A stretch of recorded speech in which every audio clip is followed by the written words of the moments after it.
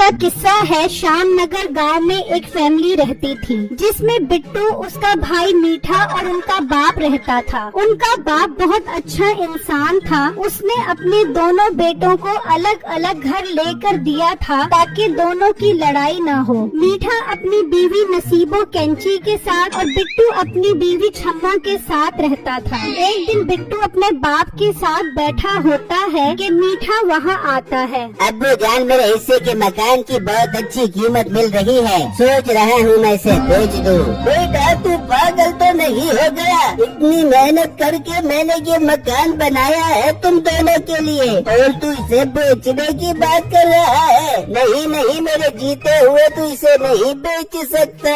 और अब्बा मैं इस घर का मालिक हूँ। अब मैं तेरे इस दुनिया से कुछ दिन दुनिया में जाने का इंतजार नहीं करने वाला। पता नहीं तू कितनी सदियों का वीजा लेकर आया हुआ है। मीठे भाई की आप क्या बात कर रहे हो? ये हमारे अब्बू जान है, हमें तो इनकी लंबी उम्र की दुआ मांगनी चाहिए। उल्टा आप इन्हें मारने की दुआ कर रहे हो। इंसान को दौलत के पीछे इतना भी पागल नहीं होना चाहिए। ओ हेलो, तू जिस्म से ही मोटा नहीं दिमाग से भी मोटा है। इस छोटे से घर में मेरा दिल नहीं लगता। मैं दूसरे गांव में अपना बड़ा घर बनाऊंगा, उसके लिए मुझे इस मकान को बेचना जरूरी है। मीठे एक बात अपनी नाक के नथने खोल के सुन ले। नाक के नथनों से कौन बात सुनता है? कान खोल के सुनता है। अब्बा पहले तो तू अपनी जगह ठीक कर। मैं ठीक ही जगह की बात कर रहा हूँ, क्योंकि कान से सुनी हुई बात तो तुझे समझ नहीं आती। हो सकता है नाक के नथनों से बात तेरे दिमाग में चली जाए। घर तेरा है लेकिन कागजात तो मेरे पास है, और मरने तक मैं तुझे नहीं देने वाला। चल तू निकल जा यहाँ से। मीठा गुस्से में वहाँ से चला जाता है और अपने कमरे में आ जाता है। हाँ मीठे, हो गई तेरी तसल्ली? क्या कह रहा था तेरा बाप? और बेगम अब्बा कागजात देने को तैयार नहीं है। वो कह रहा है मेरे जीते हुए तो ये मकान नहीं बेच सकता। और कर तू सुसर पर एतबार। अच्छा भला मैं कह रही थी कागजात तो ले ले, लेकिन नहीं, मेरे बुजाड़ देख दे पेंगे, वो मेरे बुजाड़ है, और देख ले अपने बुजाड़ को। अरे बेगम ताने देना बंद कर और सोच के कागजात कैसे हासिल किए जाएं। मीठे टपका दे, अपने अब्बे को टपका दे। जब तक जिंदा रहेगा संदूक पे सांप की तरह बैठा रहेगा। तू लेड़ा पड़ जोड़ काट काट के मार दे सांप को। बेगम बात तो तू बिल्कुल ठीक कर रही है, मगर अब्बे को टपकाए कैसे? मीठे ये कौन सा मसला है? ये काम तो तू मुझे पर छोड़ दे और मेरा कमाल देखता जा। फिर नसीबो चाय में जहर डालकर अपने ससुर के पास जाती है। ये लो ससुर जी, मैं आपके लिए चाय बना कर लाई हूँ, फटाफट इसे पी जब।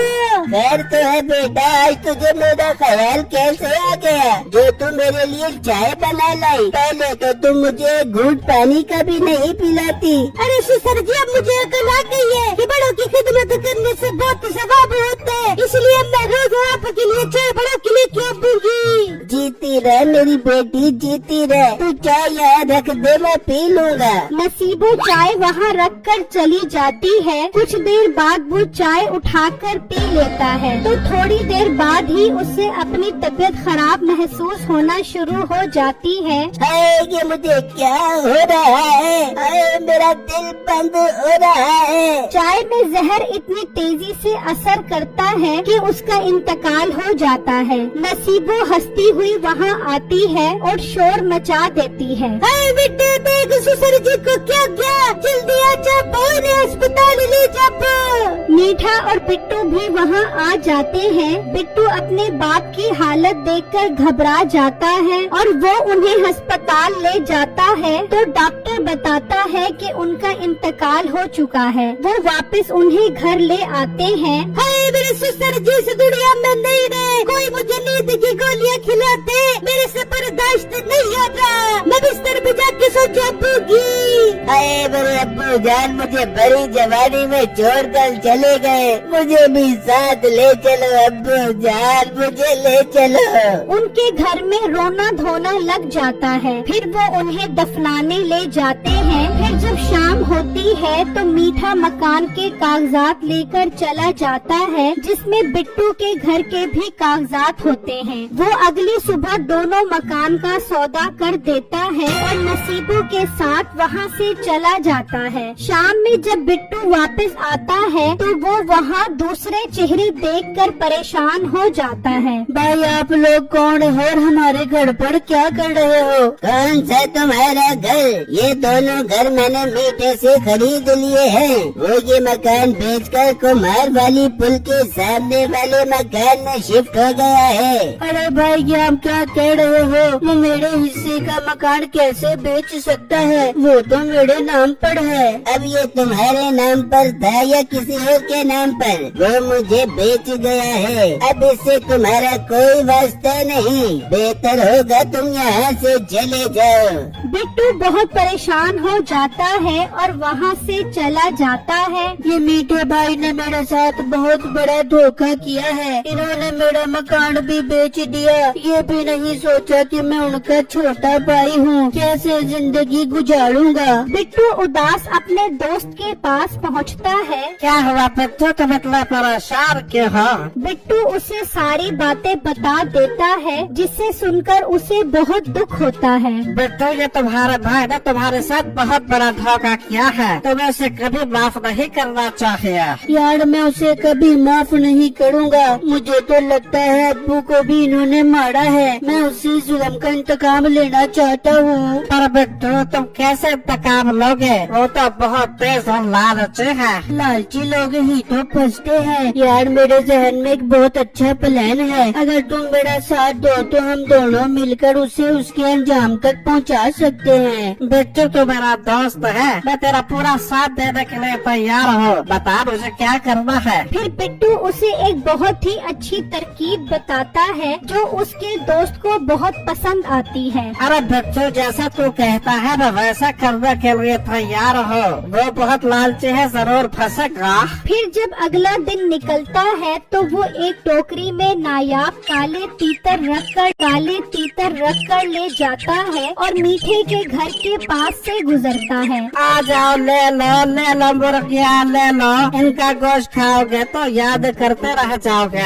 मीठा जब ये आवाज सुनता है तो कहता है, अरे बेगम आज मैं बहुत खुश हूँ। चल तुझे इन नस्ली मुर्गियों का गोश्त खिलाता हूँ। मीठा घर के बाहर आता है। ओ भाई यहाँ आ, दिखा कौन सी मुर्गियाँ बेच रहा है तू? वो टोकरी को नीचे करता है तो मीठा देखकर हैरान रह जाता है कि उसमें नायाब किस्म के तीतर होते हैं। ये तो कौन सी मुर्गियाँ बेच रहा है? क्यों भाई आपको पसंद नहीं आई? अच्छा चलो मैं आपको इनका रेट कम कर देता हूँ। वैसे तो एक मुर्गी 100 रुपए की है। आप मुझे एक मुर्गी के 50 रुपए दे देना। मीठा ये सुनकर सोचता है, अरे ये तो लगता है बहुत बड़ा बेवकूफ है जो इतने नायाब काले तीतरों को मुर्गी समझकर बेच रहा है। इससे ये सारे काले तीतर हथिया लेता हूँ। क्या सोच रहे हो भाई? कुछ खास नहीं। हाँ ये मुर्गियाँ मुझे 50 रुपए में बारे में है। तुम मुझे ये सारी मुर्गियाँ 50 रुपए के हिसाब से दे दो। मीठा उससे वो सारे तीतर लेकर अंदर चला जाता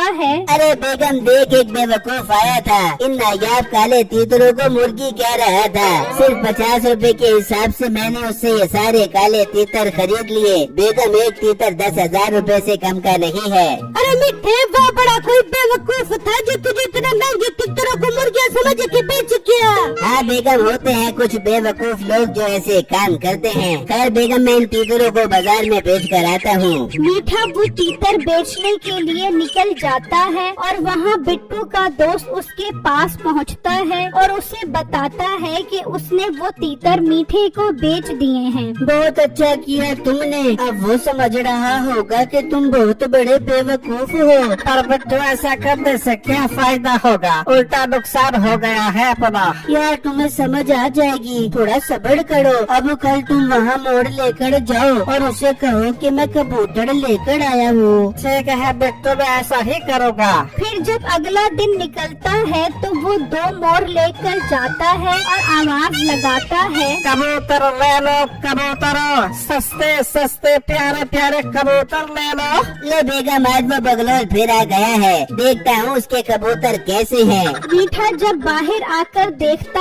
है तो हैरान रह जाता है कि वो तो बहुत महंगे मोर होते हैं। उसे और बेवकूफ बनाकर वो मोर हथियाने की कोशिश करता है। अरे भाई ये दोनों दोनों कबूतर तो काफी बीमार लग रहे हैं। देखिए भाई, ये तो बहुत अच्छी नस्ल के कबूतर हैं और बीमार बिल्कुल भी नहीं है।